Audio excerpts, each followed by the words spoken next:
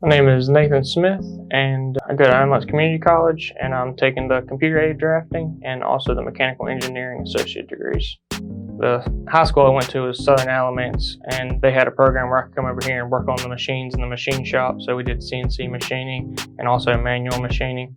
And in that class, we were taught a little bit of drafting, and I really fell in love with the creativity of drafting and critical thinking to make up of an object and bring it to real life.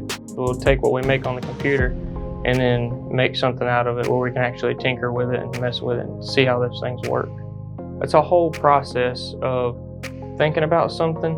This is the job it needs to do, and this is how we're going to do it. Things aren't just made. Someone has to have a thought or an idea about it before it gets put on paper, and then it gets onto computer-aided drafting, and then you would 3D print it or machine it or whatever you're going to do, and that's how things are made.